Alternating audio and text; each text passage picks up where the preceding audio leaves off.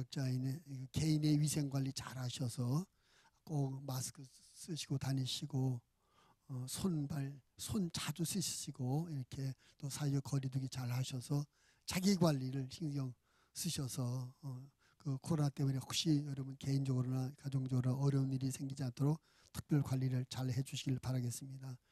교회에서는 교회 나름대로 부지런히 소독하고 이렇게 하고 있는데 그럼에도 불구하고 우리가 이거 눈에 보이지 않는 일이기 때문에 한다고 하지만 혹시 조금이라도 우리가 잘못하면 큰 어려움을 당할 수 있으니까 각자 자기 관리를 잘 해주시면 고맙겠습니다. 자, 오늘 우리가 은혜 받을 하나님의 말씀 갈라디아서 1장 1절 갈라디아서 잘못 썼어요. 6장인데 왜 이렇게 썼을까? 갈라디아서 6장 1절부터 5절입니다. 갈라디아서 6장 신약성경 308쪽 1절부터 5절.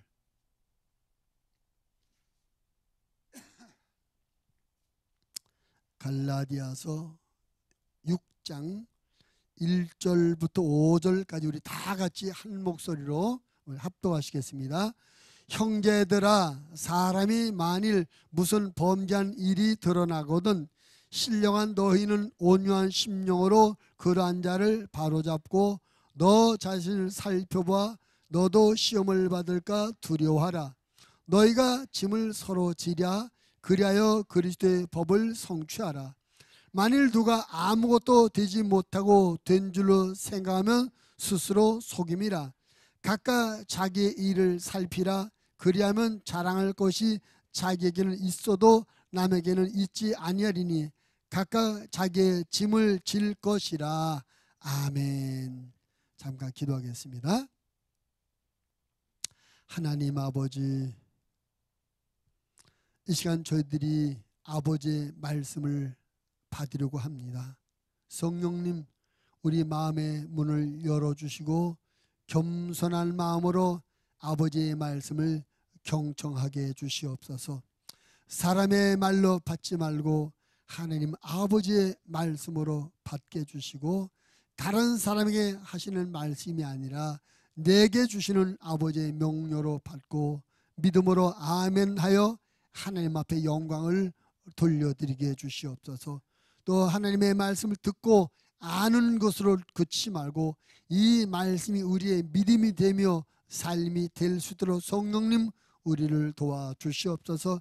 그래서 오늘 이 말씀으로 말미암아 우리의 믿음이 견고히 세워져서 능력 있는 신앙생활을 하게 해주시고 또 말씀을 생활에 실천함으로 말미암아 우리의 삶에 거룩한 변화가 일어나서 하나님 앞에는 영광이요 세상에는 빛과 소금이요 우리 자신의 축복과 능력이 되는 말씀이 되게 해 주옵소서. 하나님의 말씀을 원수 마귀에게 빼앗기지 않고 열매 맺을수록 성령 말씀을 지키게 하시고 열매 맺을수록 우리를 도와주시옵소서. 종을 세우셨사오니 성령으로 충만케 하시며 성령으로 말하게 하여 주시옵소서. 예수님 이름으로 기도드리옵나이다. 아멘. 그 여러 운동 경기들이 있는데 운동 경기에 뭐 다 그렇지는 않습니다만 대개 우리가 익숙해 있는 운동 경기들 보면 전반전과 후반전으로 나누어서 이렇게 경기를 해요.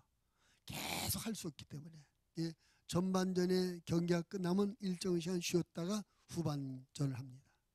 그 전반전 끝나고 후반전 들어가기 중간에 그 쉬는 시간을 우리가 하프타임이라고 말하죠.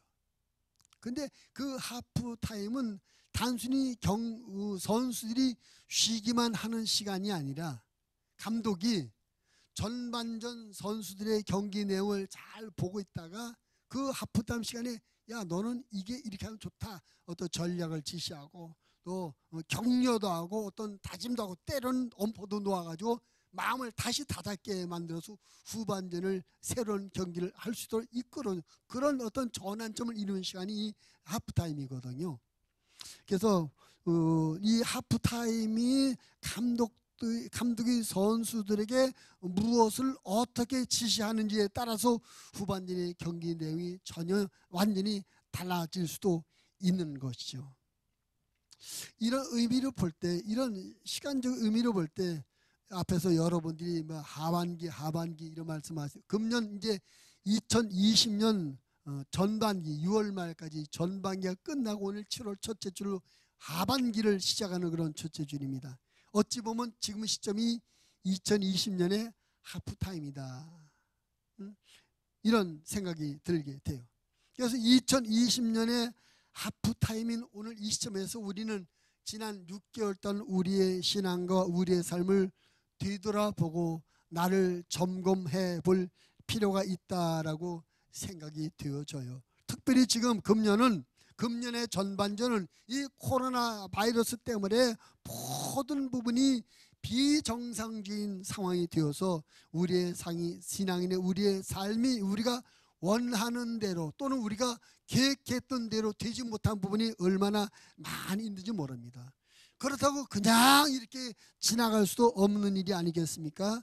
그래서 우리가 이 시점에서 우리가 지난 6개월 동안 우리 나 자신을 돌아보면서 내가 이 부분은 이렇게 부족했었구나, 이 부분이 이렇게 잘못되었었구나, 이 부분은 그런대로 괜찮네, 우리를 돌아보면서 점검해서 이제 2020년의 하반기를 다시 재정비하고 준비해서 시작하는 그런 우리들이 되어야 되겠다. 그래야 2020년이 우리가 실패하는 한 해가 아니라 성공하는 한 해, 하나님의 은혜와 사랑이 풍성한 그런 한 해가 되겠다라고 생각이 되어지는 것입니다. 오늘 말씀의 본문의 말씀이 보니까 우리를 향해서 하나님 말씀이 너 자신을 돌아보라, 각각 자기의 일을 살피라, 각각 자기의 짐을 지라라고 자기를 돌아보는 그런 메시지가 계속 나오고 있어요. 오늘 저는 이 말씀을 중심으로 말씀의 제목을 나를 돌아보는 시간이라는 제목으로 함께 은혜를 나누려고 하는 것입니다. 한번 따라 봅시다.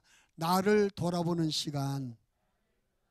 오늘 2020년 전반기에서 후반기로 넘어간 이 하프타임에 우리 모두가 각자 나를 철저히 세심히 잘 돌아보아서 하반기에 승리하고 하나님의 은혜가 풍성하게 되는 우리의 2020년을 만들어갈 수 있게 되기를 주님의 이름으로 부탁을 드립니다. 오늘 저는 우리가 돌아볼 것들 중에 특별히 신앙적인 부분에서 세 가지 부분을 좀 꼭 돌아보자. 그래서 세 가지 부분, 우리가 돌아봐야 될 세 가지를 한번 함께 말씀을 나누려고요. 첫째는 우리의 예배 생활을 좀 돌아보자. 한번 따라합시다. 나의 예배 생활을 돌아보자. 요한복음 4장 23절 24절 이렇게 말씀이 있습니다. 하나님께 참되게 예배하는 자들은 영과 진리로 예배할 때가 오나니 곧 이때라. 아버지께서는 자기에게 이렇게 예배하는 자들을 찾으시느니라. 하나님은 영이시니 예배하는 자가 영과 진리로 예배할지니라. 이 말씀에 주목할 것은 하나님께서 하나님께 올바로 예배하는 자들을 찾으신다는 거예요. 하나님께서는 당신에게 올바로 이렇게 예배하는 자들을 찾으신다고 했는데 우리가 금년 2020년 전반기 우리의 예배 생활이 하나님께서 만족하시고 맞아 내가 그런 예배를 기다려서 내가 그런 예배를 원해, 하나님을 만족시켜 드릴 만한 그런 우리의 예배 생활이었는가를 한번 생각해 보게 됩니다. 우리 얼마 전부터 다시 모여서 예배를 드리지만 그 전에 한 2달 우리가 예배를 모여 드리지 못하고 영상 예배를 드렸잖아요. 아마 오늘도 성전에 나오지 못하고 가정에서 영상으로 좀 예배를 드린 분들이 계실 텐데, 또 우리가 가정에서 예배 드릴 때 예배 제대로 드렸나? 내가 몇 번 말씀드렸는데 예배를 드렸나? TV를 봤나? 텔레비전을 통해서 방송되는 예배 시장을 구경하는 시청자였나? 아니면 함께 예배는 예배자였나? 우리 다 그렇게 하다 왔잖아요. 어떻게 하셨어요? 예배 드리는 몸가짐, 마음가짐, 예배 임하는 우리의 태도 어땠었습니까? 또 우리가 못 나오고 영상으로 예배를 드렸으니 그렇다 치고 하나님 앞에 나와 예배 드리는 지금은 여러분 예배는 어떻습니까? 지금 온 세상이 코로나에서 막 협박하고 있어. 혹시 내가 오늘 예배에 나오기는 나왔지만 혹시 코로나 바이러스 감염되는 건 혹시 그런 마음에 어떤 불안감, 마음 한편에 그런 불안한 마음을 갖고 혹시 여기 앉아 계시면 계십니까? 우리의 마음의 한 부분이 그렇게 불안한 마음으로 뺏겨 있다면 우리가 이미 온전한 예배에 실패한 것이죠. 그렇지 않습니까? 성령께서 여러분의 마음을 주장해 주셔서 하나님의 평안이 여러분에게 임하게 되길 바랍니다. 그래서 하나님 앞에 나와 예배드리는 순간만큼 우리 마음의 어떤 곳에도 빼앗기지 않고 온 마음, 신령과 진정된 마음으로 하나님 온전히 예배하는 우리들이 되어지기를 바랍니다. 예배가 얼마나 중요하냐, 예배가 얼마나 엄청난 것이냐, 우리가 성경을 더 너무나 잘 알고 있고 우리가 많은 말씀도 들었습니다. 여러분, 예배라는 것은 무엇입니까? 우리가 예배가 무엇인지를 올바로 알아야 올바른 예배를 드릴 수 있어요. 예배라는 그 히브리 말의 그 원어적 의미는 하나님께 무릎 꿇다라는, 무릎 꿇다. 그리고 이 무릎 꿇다라는 그 단어는 축복과 같은 의미로 써요. 한마디로 말하면 예배란 뭐냐? 하나님 앞에 무릎을 꿇고 하나님의 복을 받는 것이 예배다. 따라서 예배란 하나님께 무릎 꿇어 하나님의 복을 받는 것이다. 크게 아멘 합시다. 두 가지 차이는 하나님 앞에 무릎을 꿇어요. 무릎을 꿇는다는 것은 무슨 의미입니까? 나를 가장 낮은 자리에 놓고 하나님을 가장 높은 자리로 섬기는 그것이 예배예요. 하나님을 섬기는 마음으로 예배를 드려야 될 줄을 믿습니다. 그러니까 예배는 보는 게 아닙니다. 예배 구경하는 게 아닙니다. 예배는 드리는 것입니다. 다른 사람, 예배 보러 가야지, 나 예배 봤어, 그 잘못, 단어를 잘못 쓴 거예요. 예배는 보는 게 아닙니다. 예배는 어떻게 하는 것이라고? 예배는 드리는 것입니다. 내가 나를 가장 낮은 자리로 놓고 하나님을 가장 높은 자리로 모셔, 그래 우리가 하나님 앞에 우러러 예배를 드리게 되는 것입니다. 예배로 하나님을 섬기게 되는 것입니다. 여러분, 지난 날 동안 여러분의 예배가 어떤 예배였든지 간에 오늘 이 말씀을 통해서 여러분의 예배 마음이 새롭게 재정립되기를 바랍니다. 예배는 나를 가장 낮은 자리로 놓고 하나님을 가장 높은 곳으로 모셔 섬기는 것이 예배다. 하나님은 가장 높은 분 아니십니까? 우리를 만드신 분이십니다. 가장 위대하신 분입니다. 가장 거룩하신 분입니다. 가장 전능하신 분입니다. 그러기에 하나님은 자연히 가장 높은 곳에 올려놔도 손색이 없는, 그럴 만한 가치가 없는 존재를 높여놓고 섬기다면 그게 우상인 것입니다. 세상에서는 그런 짓들을 많이 해요. 대단한 존재가 아닌데 그렇게 가치 있는 것이 아닌데 대들이 올려놓고 섬기는 게 우상이에요. 근데 하나님은 가장 크신 분이고 창조주시고 가장 거룩하신 분이고 가장 지혜로우신 분이니 가장 높은 곳에 올려놓고 모셔도 절대 어색하지 않아. 오히려 그렇게 하지 않는 게 이상하다. 그래서 예배마다 우리의 마음 안에 하나님을 가장 높이는 마음으로 예배를 드리게 되길 바랍니다. 더불어 우리가 하나님 앞에 나를 가장 낮은 자세로 내려놔야 됩니다. 나는 죄인입니다. 나는 부족한 사람입니다. 나는 미련한 사람입니다. 나는 하나님의 피조물입니다. 내 스스로 내 혼자만의 실력과 능력으로는 아무것도 할 수 없습니다. 나는 하나님의 은혜 없이는 살 수 없습니다. 하나님의 주시는 생명이 없으면 한순간도 존재할 수 없습니다. 나는 가장 낮은 마음으로 내려놓고 그런 마음으로, 그런 겸손한 마음으로 하나님을 예배하시는 우리들의 예배 생활 되어지기를 주님의 이름으로 부탁을 드립니다. 이렇게 우리가 나를 가장 낮은 자리로 내려놓고 하나님을 가장 높은 곳으로 모셔 예배할 때 하나님께서 그런 예배를 받으십니다. 그리고 하나님께서 그 예배를 받으시고 응답하십니다. 우리가 그 응답을 축복이다. 따라합시다. 예배 축복. 예배 축복이 있습니다. 예배라는 말의 근원이 무릎 꿇다라는 말과 복이라는 같은 의미라고 그랬어요. 여러분, 예배를 드려서 하나님의 복을 받은 사람, 대표적인 사람, 또 성경에서 가장 대표적인 축복받은 예배를 누구의 예배로 봅니까? 솔로몬의 1000번째 제사. 솔로몬이 왕이 되었습니다. 내가 왕이야, 내 말 잘 들어 하고 자기를 나타내고 자기 세상적 권력을 휘두르지 않고 하나님 앞에 나갑니다. 1000번째 제사를 드리며 소 1000마리를 제물로 삼아 드렸습니다. 그 하나님 앞에 제사하면, 하나님, 나는 가장 작은 자입니다. 나는 내 스스로는 출입도 제대로 못하는 사람입니다. 그런데 이 엄청난 하나님의 백성들을 잘 그들을 재판하고 이끌려면 하나님 나에게 지혜로운 마음을 주세요.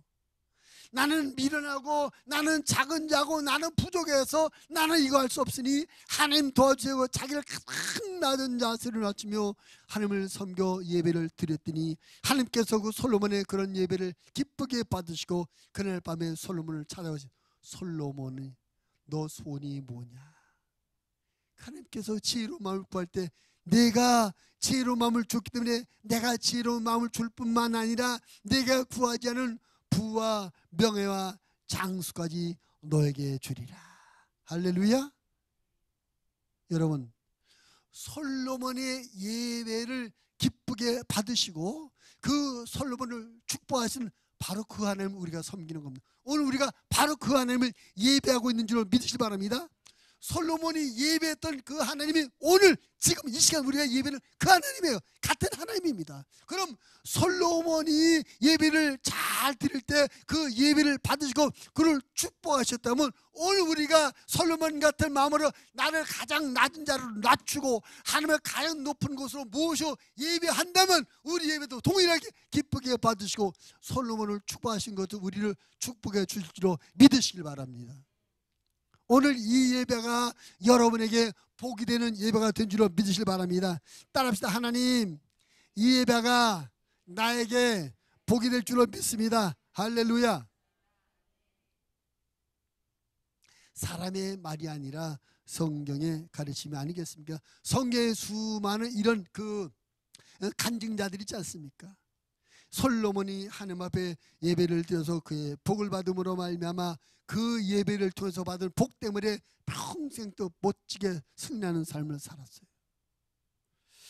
근데 반대로 하나님을 예배하되 하나님께서 받으실 만한, 하나님을 기쁘시게 할 만한 예배가 아니고 일상적인 그저 껍데기만 있는 그런 예배는 하나님께서 기쁘게 받지 않으시는 것이거든요.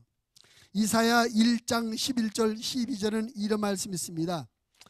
여호와께서 말씀하시되 너희의 무수한 재물이 내게 무엇이 유익하뇨? 나는 순양의 번제와 살찐 짐승의 기름에 배불렀고 나는 수송아지나 어린 양이나 순염새 피를 기뻐하지 아니하노라. 너희가 내 앞에 보이러 오니 이것을 누가 너희에게 요구하였느냐? 내 마당만 밟을 뿐이라. 하나님 앞, 이스라엘 백성들이 하나님 앞에 예배 드리러 나온 것이 하나님 앞에 보이려, 요즘 말로 눈도장만 찍어보러 왔다. 혹시 오늘 여기 하나님께 눈도장만 찍으러 오신 분 계십니까? 목사님에게 눈도장 찍으러 오신 분 계십니까? 구역장님에게 눈도장 찍으러 오신 분 계십니까? 빨리 그 생각을 내려놓고 하나님을 예배하는 마음으로 바꾸시기 바랍니다.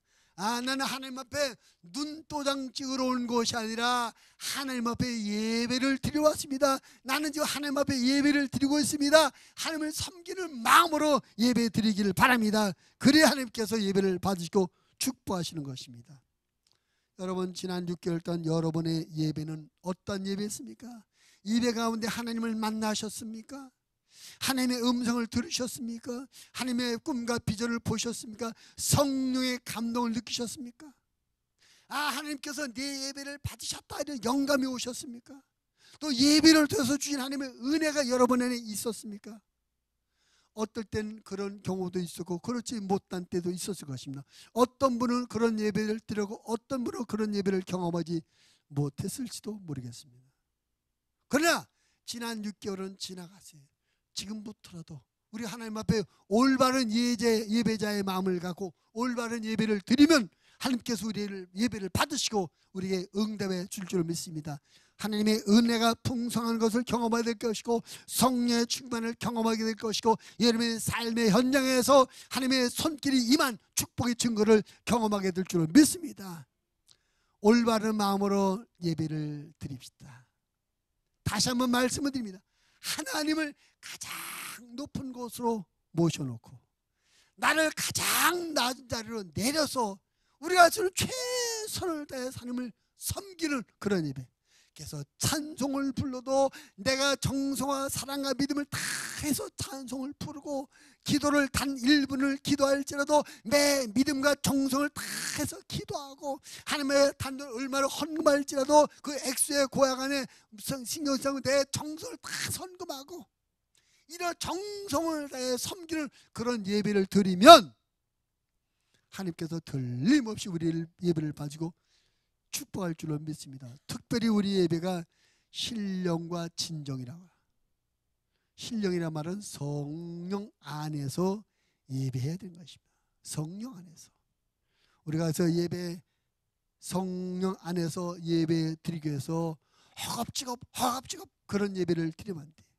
예배 시간이 겨우 나와서 그런 예배, 다시 말하면 준비 없는 예배를 드리면 절대 성령 안에서 예배가 될 수 없습니다. 준비 있는 예배가 돼야 돼요.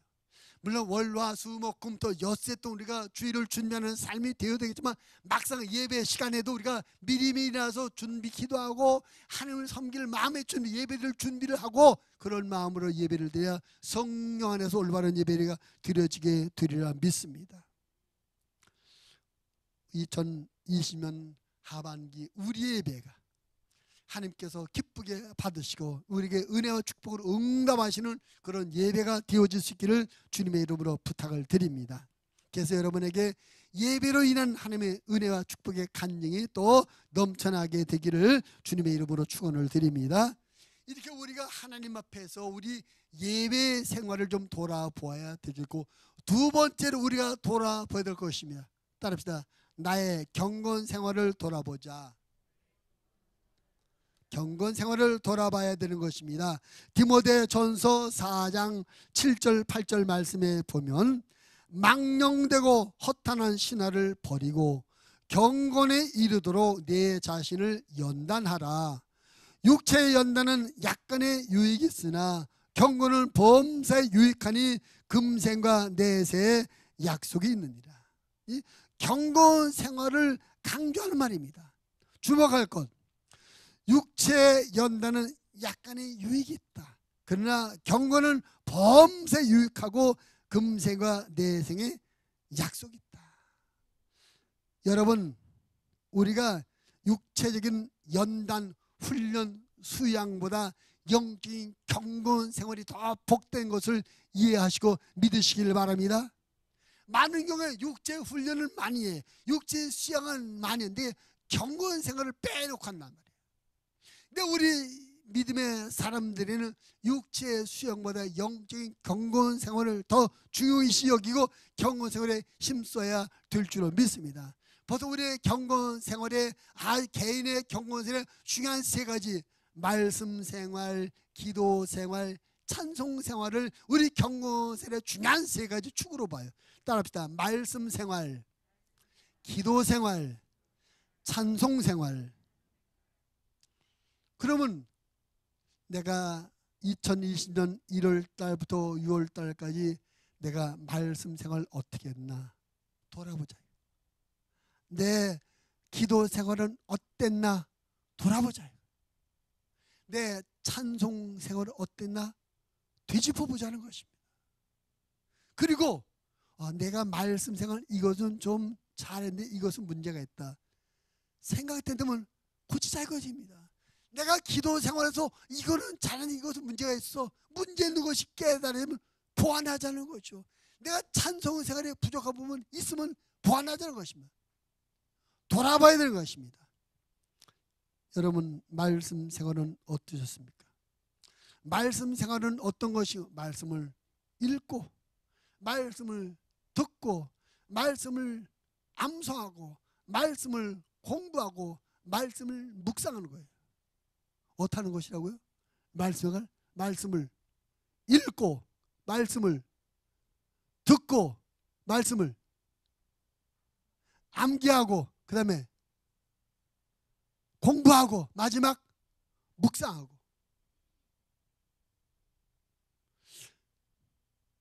지난 6개월 동안 매일매일 성경 말씀을 읽으셨나요? 부지런히 말씀을 들으셨나요? 말씀을 지난 6개월 동안 새로 하나님의 말씀 혹시 개인적으로 암송하신 분 계십니까? 말씀을 공부를 하셨나요? 생활 가운데서 말씀을 묵상하면서 말씀 안에 사셨나요? 이거를 생각해 보자는 거죠. 그럼 이 말씀 생활이 왜 중요한 겁니까? 그 말씀은 곧 하나님의 말씀, 성경 말씀이고, 이 성경 말씀은 하나님이 누구신지, 또 하나님께서 우리에게 어떤 뜻을 갖고 계신지, 이것을 알 수 있는 것이 하나님의 말씀, 성경 말씀이에요. 그 성경 말씀에 대해서 이렇게 말합니다. 디모데후서 3장 16절 17절 모든 성경은 하나님의 감동으로 된 것으로 교훈과 책망과 바르게 함과 의로 교육하기에 유익하니 이는 하나님의 사람으로 온전하게 하며 모든 선한 일을 행할 능력을 갖추게 하려 합니다. 하나님의 사람으로 온전하게 되고 선한 일을 할 수 있는 능력을 갖출 수 있는 길이 말씀 생활이라는 거죠. 다시 말하면 말씀 생활을 제대로 하지 못하면 하나님의 사람으로 부족하다, 하나님의 선한 일을 할 수 있는 능력이 없다, 그런 것이에요. 하나님의 말씀, 성경 말씀을 통해서 우리가 하나님이 어떤 분이신지, 하나님께서 무엇을 하셨는지, 그리고 하나님께서 어떤 계획을 갖고 계신지를 우리가 알아야 그 하나님의 뜻, 그 하나님의 마음, 그 하나님의 계획에 맞춰서 살아갈 수 있고, 우리가 이렇게 하나님의 뜻에 맞춰 살아갈 때 비로소 하나님의 사람이라고 불림을 받을 수가 있는 것입니다. 성도라는 불림을 받을 수가 있는 것입니다. 성도라는 그 단어의 의미는 뭡니까? 구별된 사람이라는 거예요. 이 세상 사람과는 다른 모습이라는 겁니다. 어떻게 사는 사람이 다른 사람입니까? 어떻게 사는 사람이 세상과 구별되는 사람입니까? 유행 따라 살지 않고 세상 사람들 가는 걸 같이 따라가지고 하나님과 하나님의 뜻과 하나님의 계획에 맞춰서 살아가는, 그렇게 다르게 그렇게 살아가는 사람이, 다르게 사는 사람이, 그런 사람을 성도라고 하는 것이며, 오늘 바울은 하나님의 사람이라고 말하는 것입니다. 우리가 하나님의 말씀 행위를 잘 해야 하나님의 사람으로 살아갈 수 있는 줄로 믿으시기를 바랍니다. 바울이 이렇게 권면합니다. 로마서 12장 1절 2절 그러므로 형제들아 내가 하나님의 모든 자비하심으로 너희를 구원하노니 너희 몸을 하나님이 기뻐하시는 거룩한 산 제물로 드리라. 이는 너희가 드릴 영적 예배니라. 너희는 이 세대를 본받지 말고 오직 마음을 새롭게 함으로 변화를 받아 하나님의 선하시고 기뻐하시고 온전하신 뜻이 무엇인지 분별하도록 하느니. 세상 사람 속에 속여서 같이 살아가지 말고 하나님의 뜻을 분별해서 살아가라는 겁니다. 구별해서 살아가라는 것입니다. 우리가 어떻게 구별해요? 하나님의 말씀이 우리에게 구별되게 해주는 것입니다. 아, 하나님의 생각은 이런 것이구나, 하나님은 이런 분이구나, 하나님은 이런 계획을 갖고 계시구나, 알아서 거기에 맞춰갈 때 우리의 삶은 자연스럽게 세상 사람과 구별되는 삶을 살게 되고, 이렇게 세상 사람과 구별된 하나님의 사람으로서 성도로 살아갈 때 거진 두 가지 영적인 능력이 나타나고 또 한 가지 하나님의 축복이 임하게 되는 것입니다. 하나님의 말씀을 따라 하나님의 사람으로 살면 영적인 능력, 죄를 이기는, 세상을 이기는, 모든 용의 마귀 욕을 이기는 영적 능력이 나타나게 되고 우리는 하나님의 뜻을 따라 살게 되므로 하나님의 축복이 나타나게 되는 것입니다. 그게 아멘 합시다. 왜 아멘을 안 하세요? 믿어지지 않으세요? 말씀 생활하면 내가 죄를 이기는 영적 능력이 있는 삶을 살고 하나님의 복을 받게 된다는 이 말씀이 믿어지지 않으세요? 성경은 그것을 말하고 있는데, 말씀을 어긋나기 때문에, 말씀대로 하지 않기 때문에 마귀에게 지는 겁니다. 말씀대로 하면 이길 것입니다. 그 말씀대로서 영적 싸움에 이기는 대표적인 모습, 모범적인 모습을 예수님이 보이셨어요. 예수님이 공생에 들어오기 전에 광야에서 40을 금식하십니다. 근데 누가 와서 시험하죠? 마귀가 시험했어요. 몇 번 했어요? 3번 시험을. 그 마귀 시험 3번 시험할 때 예수님이 몇 번 이겼어요? 예? 3번 다 한 번만 이겼어요? 3번 다 이겼어요. 무엇을 이겼습니까? 주먹을 이겼나요? 꾀로 이겼나요? 하나님의 말, 기록되었을 때 하나님의 말씀을 들이대니까 마귀는 꼼짝 못하고 물러간 것입니다. 하나님의 말씀대로 사는 것이 마귀 이기는 영적 능력이 나타나는 삶인 것입니다. 또 말씀대로 살게 되면 우리가 하나님의 복을 받아요. 하나님께서 하신 말씀, 우리를 복되게 하려고 하신 말씀이지 우리를 망하게 하려고 하신 말씀이 아니거든요. 그래서 시편 기자는 말씀 생활에 대해서 우리에게 이렇게 권면합니다. 시편 1편 1절 2절. 복 있는 사람은 악인의 꾀를 따르지 아니하며 죄인들의 길에 서지 아니하며 오만한 자들의 자리에 앉지 아니하고 오직 여호와의 율법을 즐거워하여 그 율법을 주야로 묵상하도다. 누가 복 있는 사람이라고요? 늘 하나님의 말씀을 묵상해서 죄인의 길로, 악인의 길꾀로, 오만한 자리에 앉지 않고 구별되게 살아서 그들의 삶이 복 있다라고 말씀하는 거 아니겠습니까? 여러분, 지난 6개월 동안 매일매일 시간을 정해놓고 말씀 읽으셨나요? 혹시 그렇게 하지 못했다면 오늘부터라도 매일 말씀 있는 시간을 정해놓고 읽으시기 바랍니다. 뭐 시간이 뭐 1시간이 있는다, 2시간, 그 시간이 몇 시간이 있냐, 그게 중요하잖아요. 우리가 아침, 점심, 저녁 새끼 때를 맞춰 먹는 것처럼 매일매일 영의 양식인 말씀을 먹는 시간을 가져야 돼요. 시간이 여유가 있는 뭐 30분, 1시간, 안 되면 5분, 10분만이라도, 정 안 되면 하루에 한 장만이라도 매일매일 말씀을 먹는, 영의 양식을 먹는 그런 시간을 가져서 여러분이 영적으로 능력 있고 하나님의 복이 있는 그런 삶을 살게 되기를 바랍니다. 말씀 생활과 더불어 우리에게 중요한 경건 생활이 기도 생활입니다. 성경은 우리 기도 생활에서 우리에게 뭐라고 권면합니까? 데살로니가 전서 5장 10절, 쉬지 말고 뭐하라? 기도하라. 빌립보 4장 6절 7절, 아무것도 염려하지 말고 다만 모든 일에 기도와 간구로 너희 구할 것을 감사함으로 하나님께 아뢰라. 그리하면 모든 지각에 뛰어난 하나님의 평강이 그리스도 예수 안에서 너희 마음과 생각을 지키시리라. 기도하래요.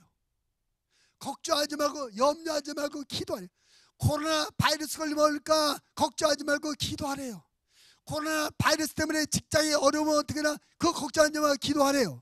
코로나 바이러스 때문에 내 사업이 망하면 걱정하지 말고 기도하래요. 코로나 바이러스 때문에 우리 아이들이 힘들면 어떡하나 걱정하지 말고 기도하랍니다. 코로나 바이러스 때문에 기도하셨습니까? 코로나 바이러스가 두려워서 마음에 걱정과 불안한 마음을 가졌지만 기도하지 못했다면 오늘 이 말씀을 통해서 바꾸시기 바랍니다. 여러분의 기도와 여러분의 염려와 불안과 두려움을 기도로 바꾸시기를 바랍니다. 왜 기도해야 됩니까? 우리가 기도하면 하나님께서 해주시겠대요. 우리가 기도하면, 우리가 염려하며, 우리가 불안해하며, 우리가 두려워하는 것들을 하나님께서 해결해 주시겠대요. 그래서 우리가 기도하는 것입니다. 예수님이 하나님의 응답에 대해서 우리에게 이렇게 말씀해 주십니다. 마태복음 7장 11절, 너희가 악한 자라도 좋은 것으로 자식에게 줄 줄 알거든 하물며 하늘에 계신 너희 아버지께서 구하는 자에게 좋은 것으로 주시지 않겠느냐. 세상의 아버지들도 자기 자식이 달라고 하는 걸 다 주는데 하늘 아버지께서 달라는 우리에게 좋은 것을 왜 안 주겠냐. 얼마든지 주시니까 하나님 앞에 기도하라는 것입니다. 염려하지 말고 걱정하지 말고 기도하라는 것입니다.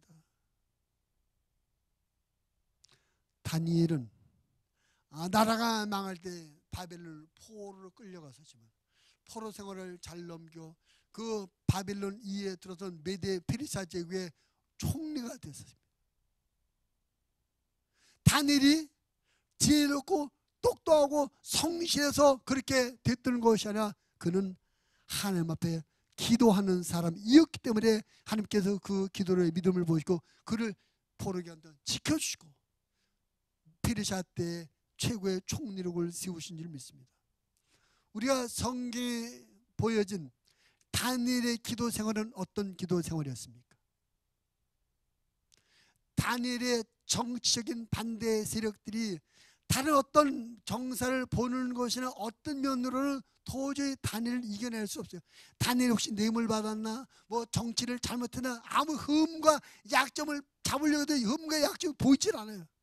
근데 가만히 다니엘을 보니까 다니엘은 하루 3번씩 꼬박꼬박 기도하는 사람이었어요. 자기 고향 예루살렘 쪽을 향해 창문을 열어놓고 하루 3번 꼬박꼬박 기도하는 사람이었습니다. 그래서 그것을 갖고 다니엘을 올감을 실려요. 왕에게 왕이요 이 나라에서는 왕이 최고 아닙니까? 앞으로 30일 동안 이 나라에서는 무슨 필요한 거 무슨 도움을 요청할 일이 있으면 왕에게만 도움을 요청하더라고 합시다. 혹시 왕 이외에 어떤 신에게나 어떤 사람에게 도움을 요청하는 사람이 있다면 그 사람은 왕을 무시하는 행위니까 그것을 사자굴세에 던져서 없애버립시다. 그래서 왕권을 세웁시다. 이런 가문 이설에 속아서 왕이 결제하고 나라에 선포했습니다. 성경 말합니다. 다니엘이 이런 왕의 명이 선포된 걸 알고도 전과 같이 하루 3번씩 자기의 고향 예루살렘에 향한 창문을 열어놓고 기도했다.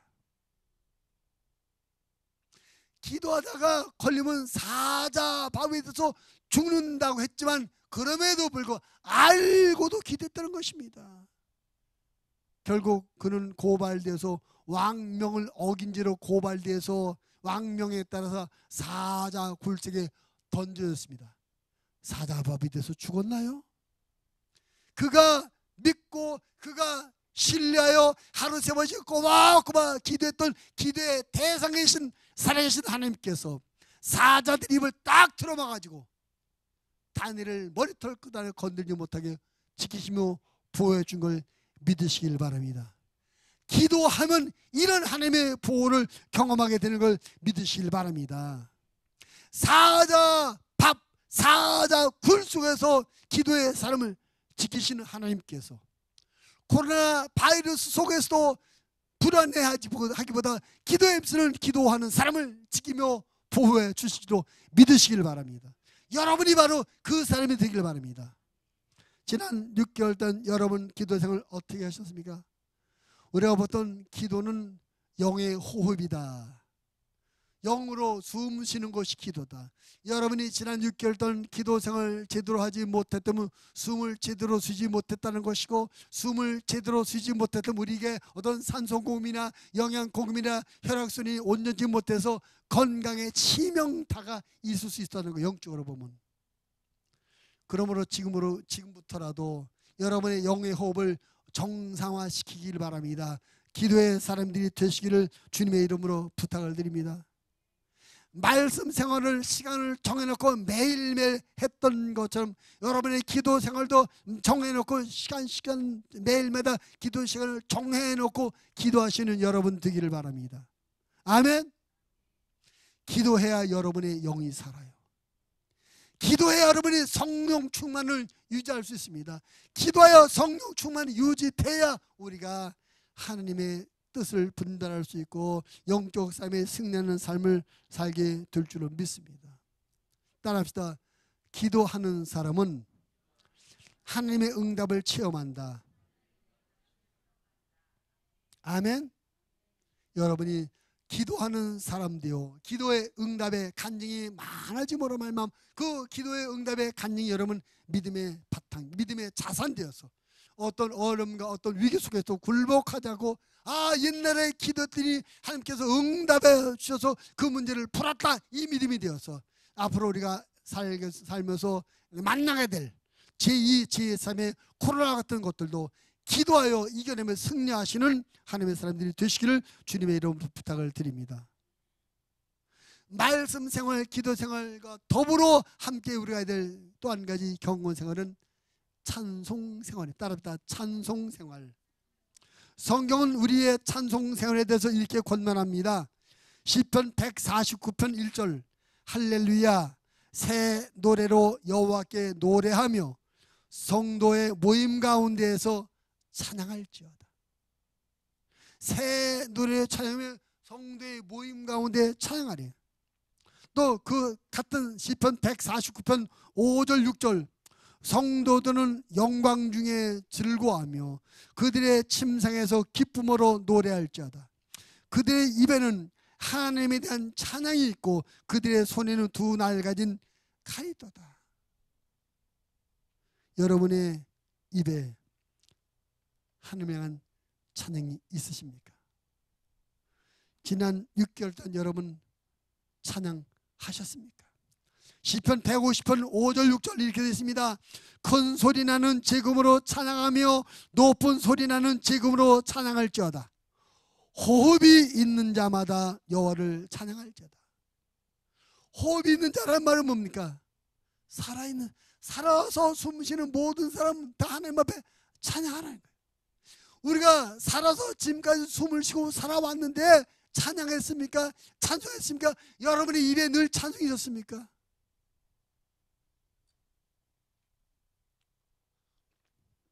우스운 이야기로 요즘 우리나라 트로트 열풍이 전국을 강타해서 뭐 김호중이야 무슨 노래가 좋다더라, 임영웅의 노래를 참 잘 따라 불러. 그거 나쁘다는 거 아닙니다. 그것만 하니까 문제란 거죠. 그것만 하니까. 찬송도 하셨나요? 임영웅의 노래 들을 때 찬송 한번 들으셨나요? 네? 또 뭐 영탁이 뭐지? 네가 거기서 해나? 그거 부를 때 여러분 찬송 부르셨나요? 호흡이 있는 자마다 찬송하라. 그 말은 뭡니까? 우리가 살아있는 늘 찬송하는 겁니다. 왜 찬송해야 되죠? 왜 찬송해야 되는지 성경을 통해서 우리가 이해를 합니다. 바울과 실라가 빌립보 전도하러 갔다가 귀신 들린 여종을 불쌍해서 귀신을 쫓았어요. 근데 그 여종의 주인이 더 이상 점을 치지 못하고 돈을 못 벌게 되니까 바울과 실라를 고발해서 바울과 실라를 매맞고 감옥에 갇혔습니다. 바울과 실라는 귀신 들려서 고통받는 여자아이가 너무나 불쌍해서 그 귀신 쫓아주고 그 아이 고쳐줬습니다. 잘한 일이에요? 잘못한 일이에요? 잘한 일 아닙니까? 이건 박수받고 칭찬하고 상 받아야 될 일인데 그에게 돌아가서 매질당함과 묶여서 지하 감옥에 갇히는 것입니다. 그래 억울한 일을 당했음에도 불구하고 이 바울과 시라가 그 지하 감옥에 사는 것은 기도하고 찬송했다. 그래 기도하고 찬송하는 것이 끝나는 것이 그 다음에 보니까 지진이 나서 옥문이 열리고 바울이 묶인 것이 풀려지고 감사히 와서 어떻게 할까? 따르다 찬송하면 하나님의 임재 능력이 나타난다. 아멘. 찬송할 때 하나님께서 우리 찬송을 받으려고 임재하시는 거예요. 자, 이거 같이 시편 22편 3절 이거 같이 읽겠습니다. 시편 22편 3절 시작. 이스라엘의 찬송 중에 계시를 주여 주는 거룩하여 하나님이 어디 계신다고요? 찬송할 때 그것이 우리가 하나님이 임재하신 것입니다. 여러분, 우리가 예배 드릴 때 제일 먼저 뭐부터 해요? 찬송부터 해요. 준비 찬송 없어요. 우리 김선일 지사님 나와서 찬송 시작, 그때 예배 시작입니다. 지가 올라와서 묵상 기도는 예배 중간이에요. 예배 시작이 아니에요. 이미 예배 시작은 우리 선지자님 나와서 찬송 시작을 첫 찬송 첫 마디부터 예배는 시작했다. 왜? 그 찬송할 때 이미 하나님께서 오셨어요. 할렐루야. 그래서 찬송하면 하나님이 임재하시기 때문에 우리가 예배를 때도 찬송을 제일 먼저. 왜?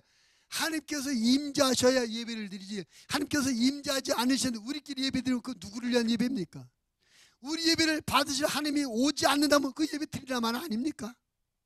그래서 찬송 중에 제일 먼저, 예배 중에 제일 먼저 찬송을 드리는 이유는 하나님께서 오셔서 우리 예배를 받으시도록. 찬송의 능력이 뭐냐? 찬송할 때 하나님의 임재하신다. 하나님이 임재하실 때 하나님의 권세, 하나님의 지혜, 하나님의 거룩하심, 하나님의 위엄이 함께 임재하게 되는 걸 믿습니다. 그래 찬송하는 거예요. 우리의 삶의 현장이 코로나 바이러스로 말미암아 아무리 힘들고 어려운 삶의 현장이 되었을지라도, 아무리 악한 상황에 놓여 있을지라도 그곳에 하나님이 임재하신다면 뭐가 문제겠습니까? 뭐가 걱정이 되겠습니까? 할렐루야. 하나님이 임재하시면 모든 것이 풀려지며 치유되며 회복될 줄로 믿습니다. 하나님이 임재하시면 이루어질 줄로 믿습니다. 우리가 찬송할 때 하나님이 임재하셔요. 근데 여러분 찬송을 잘 안 하셨잖아요. 그래서 하나님이 임재 축복을 느끼지 못해요. 임영의 노래를 아무리 불러봐도 하나님이 임재하지 않으셔요. 세상 연가 아무리 틀어봐도 하나님이 임재하지 않습니다. 하나님을 찬송할 때 하나님이 임재하시는 걸 믿으시기를 바랍니다. 여러분, 말씀 생활과 기도 생활을 정해놓고 매일매일 한 것처럼 여러분 찬송도 매일매일 여러분의 입술에 찬송이 있게 되길 바랍니다. 매일매일 여러분의 찬송이 불러지고, 여러분의 영혼 안에 찬송이 물려지고, 여러분 마음에 찬송이 있고, 설거지하면서 찬송하고, 심지어는 화장실에 앉아서도 찬송할 수 있지 않습니까? 지하철 타고 출근하면서 내 영혼이 찬송할 수 있고. 할렐루야. 여러분의 심령이 늘 하나님을 찬송하고 있다면 그것이 여러분의 심령 안에 하나님이 임재하신 거 아니겠습니까? 여러분이 직장에 출근해서 또는 사업장에 출근해서 거기서 찬송부터 시작하면 그 직장, 그 사업장에 하나님이 임재하시는 건 아니겠습니까? 하나님이 임재하시면 되는 건 아니겠어요? 여러분이 아침에 시작하면서 하루를 시작하면서 여러분 가정에서 찬송하면 그 가정에 하나님이 임재하시고 하나님이 함께 하시는 하루를 살게 되는 건 아니겠습니까? 그래서 성경 우리에게 찬송하라고 말씀하고 있는 것입니다. 이사야 선지는 이사야 43장 21절에서 우리에게 이렇게 권면합니다. 이 백성은 내가 나를 위하여 지었나니 나의 나를 찬송하게 하려 함이니라. 하나님께서 나와 여러분을 통해서 찬송을 듣고 싶으셔서 우리를 부르셨어요. 나는 음치인데 괜찮아요. 난 박치인데 괜찮아요. 찬송은 기술로 하는 것이 아니라 내 영혼이 고백하는 것입니다. 찬송은 내 영혼의 신앙 고백, 이것이 찬송이에요. 찬송은 내 영혼의 기도가 찬송인 것입니다. 그래서 여러분의 신앙생활 가운데 매일매일의 삶 가운데 찬송이 있게 되길 바랍니다. 말씀 생활, 기도 생활, 찬송 생활, 이 세 가지가 우리 경건 생활의 주축을 이루는 세 가지인데, 오늘 지난 6개월 동안 여러분의 말씀 생활을 좀 돌아보시고, 기도 생활을 돌아보시고, 찬송 생활을 돌아보셔서 부족한 부분, 잘못된 부분을 고치고 보완해서 나머지 하반 동안 말씀 생활, 기도 생활, 찬송 생활 적극적으로 잘해서 하나님의 은혜와 사랑과 축복이 풍성한 그런 화반이, 특별히 이 코로나로 말미암아 여러 가지 위축과 어려움과 부정적인 상황 가운데서 믿음을 지키며 영적 싸움에 승리하며 삶의 하나님의 기적을 경험하는 그런 여러분의 하반기가 되어지기를 주님의 이름으로 축원을 드립니다. 우리 경건 생활을 돌아보아야 됩니다. 자, 첫 번째 뭘 돌아보자고 그랬어요? 경건 생활 말고 예배 생활. 그 다음에 두 번째는 경건 생활. 세 번째 우리가 한 가지 더 돌아봐야 될 것이 뭐냐? 따라합시다. 이웃사랑. 이웃사랑. 코로나 바이러스 때문에 모두가 위축되어 있습니다. 그래서 삶의 사정이 다 힘들고 어려워요. 그러다 보니 사람들이 예민해져 있습니다. 예민해져 있고 자기를 이 어려움으로 자기를 보호하기 위해서 다른 사람을 밀어내고 경계하는 그런 상황이에요. 그러잖아요. 뉴스에 보면 어떤 사람이 마스크를 안 쓰고 버스를 타려니까 버스 기사가 지금 규정에 의해서 마스크를 안 쓴 사람은 못 타게 되었으면 내리세요. 그랬다고 쫓아가서 폭행하는 일도 있었고, 반대로 어떤 사람은 마스크를 안 썼다고 폭행을 당하는 일도 있었고, 미국에서도 그런 사람이 있지 않습니까? 어디 갔는데 마스크 안 쓰고 폭행을 당했대. 이만큼 사람들이 예민해지고 불안감에 쌓여 있는 거죠. 이럴 때일수록 우리 하나님의 사람들의 사랑의 작은 것이라도 사랑의 행함, 사랑의 실천, 사람의 마음이 필요한 줄로 믿습니다. 하나님 우리에게 이렇게 말씀합니다. 마태복음 22장 39절 둘째도 그와 같으니 내 이웃을 내 자신과 같이 사랑하라 하셨다. 이웃을 사랑하래요. 나처럼. 요한일서 4장 7절 8절 사랑하는 자들아 우리가 서로 사랑하자. 사랑은 하나님께 속한 것이니 사랑하는 자마다 하나님으로부터 나와서 하나님을 알고 사랑하지 아니하는 자는 하나님을 알지 못하느니 이는 하나님은 사랑이십니다. 요한일서 4장 11절 사랑하는 자들아 하나님이 이같이 우리를 사랑하셨은즉 우리도 서로 사랑하는 것이 마땅하도다. 사랑의 마음이 있으신가요? 이웃을 사랑할 마음이 계신가요? 더 나아가 원수를 사랑할 마음이 있으신가요? 하나님은 우리 이웃도 원수로 여기고 사랑하라라고 말씀합니다. 그리고 사랑은 마음만 갖고 있는 것이 아니라 구체적인 실천적 행동이 따르는 것입니다.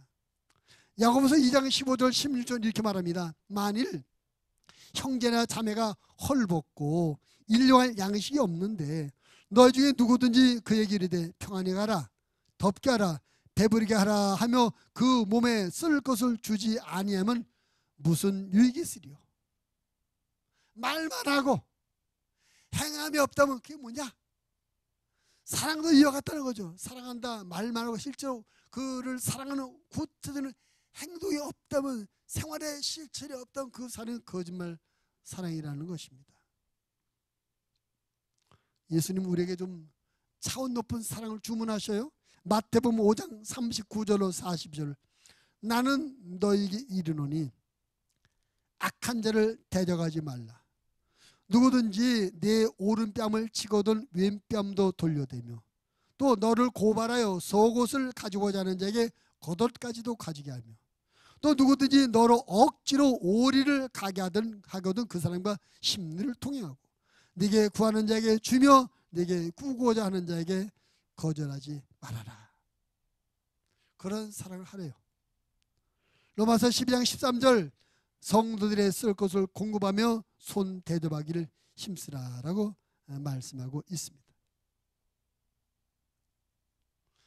성경의 말세에 대한 여러 증상들에 대해서 소개를 하고 있는데 그 말세에 대한 그 증상에 대해서 이런 증상 예수님이 이렇게 말씀하십니다. 마태복음 24장 12절 불법이 성함으로 많은 사람의 사랑이 식어지리라. 말세에 나타날 현상 변화가 사람들이 사랑이 식어진다는 거예요. 지금 우리가 코로나 사태를 통해서 보지 않습니까? 지난번에 코로나 처음 날 때 마스크 살렸다 줄 서가지고 쇠치기 안 되면 싸우고 두들겨 패고 그런 일도 있었어요. 사람들의 마음이 강팍하게 예민해졌어요. 식어졌어요. 그렇기 때문에 우리가 더욱 하나님의 사람으로서 성도다운 모습, 이웃사랑을 실천하며 살았는가? 베드로도 말세를 만난 우리에게 이렇게 권면합니다. 베드로전서 4장 7절 8절. 만물의 마지막이 가까이 왔으니 그러므로 너희는 정신을 차리고 근신하여 기도하라. 무엇보다도 뜨겁게 서로 사랑할지니 사랑은 허다한 죄를 덮느니라. 마지막 때를 만난 성도들에게 죄를 덮어주는 사랑, 뜨겁게 그 사랑을 실천하라. 나한테 잘못하고 실수하고 나를 힘들게 하고 나를 괴롭게 하고 나를 손해보게 한 사람들 사랑으로 덮어주고 감싸주래요. 그게 성도들이 마지막 때 해야 될 일이라고. 코로나 바이러스 때문에 모든 사람이 힘들어하고 있습니다. 예민해져 있고 경계하고 자기를 지키려고 애쓰고 있습니다. 이럴 때일수록 우리가 하나님의 사람으로 말 한마디 작은 하나라도 사랑을 느낄수록 전해주고 나눠주는 삶을 사는 것이 마땅한 줄로 믿습니다. 아멘. 근데 여러분, 우리가 사랑해야 될 우리가 행해야 될 사랑 중에 가장 중요하게 행할 사랑의 방법이 뭔지 아십니까? 사랑 중에 가장 큰 사랑은 영혼 구원인 줄로 믿습니다. 육신에 필요한 것 아무리 적용해주고 따뜻한 말 한마디 할지라도 그 영혼이 지옥 가도록, 예수님 믿자로 지옥 가도록 내버려 둔다면, 방치한다면 우리는 참 사랑을 했다고 말할 수 없겠죠. 사랑의 그치는 영혼 구원이다. 예수님께서 우리에게 그래서 영혼 구원에 힘쓰라라고 말씀하고 있습니다. 너희는 온 천하에 되며 만민에게 복음을 전하라.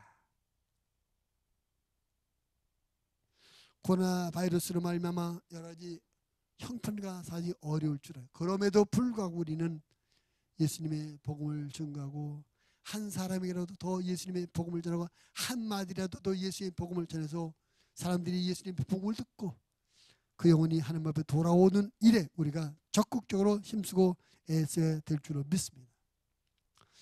영혼을 구하는 것, 전다는 것은 하나님께서 가진 기뻐하시는 것이며 하나님께서 우리에게 큰 영원한 상을 주시는 일인 줄을 믿습니다. 전다는 자에게 이런 약속, 축복이 있어요. 다니엘서 12장 3절. 지혜 있는 자는 궁창의 빛과 같이 빛날 것이며 많은 사람을 옳은 대로 돌아가게 한 자는 별과 같이 영원토록 빛나리라.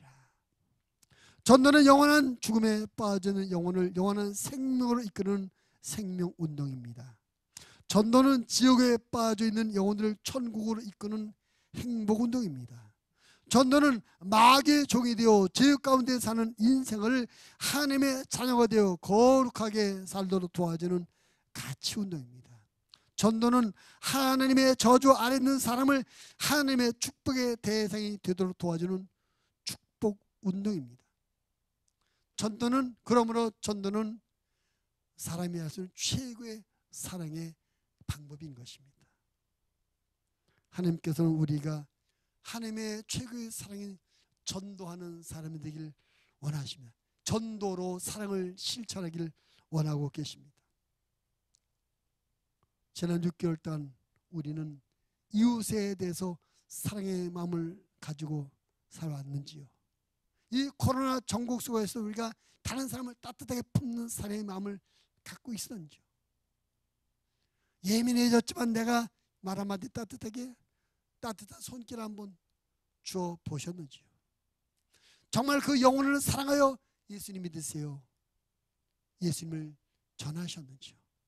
이웃사랑 우리가 점검해 봐야 될 줄로 믿습니다.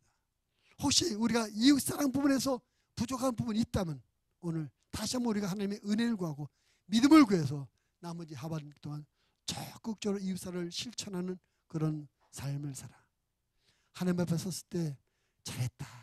그래 2020년 대한민국의 코로나 때문에 난리가 났고 이것 때문에 사람들이 싸우고 예민한데도 불구하고 그렇게 사랑하는 거 내가 봤다. 그렇게 실천하는 거 봤다. 그래 전도하는 거 봤다. 라고 하나님 앞에 칭찬을 받으시는 우리 모두가 되어지기를 바랍니다. 이제 우리가 2020년 하반기를 지나는 하프타임에서 우리를 돌아보자고 했습니다. 우리의 예배 생활을 돌아보자고 했습니다. 우리의 경건 생활을 돌아보자고 했습니다. 우리의 이웃사랑을 돌아보자고 했습니다. 돌아보셨나요? 생각나고 짚히는 부분이 계십니까? 바꿉시다. 새롭게 합시다. 보완합시다. 그래서 하반기는 전반기는 다른 모습으로 살아서 또 보람있고 아름답고 행복한 하반기를 사시는 우리 모두가 되시기를 주님의 이름으로 축원을 드립니다.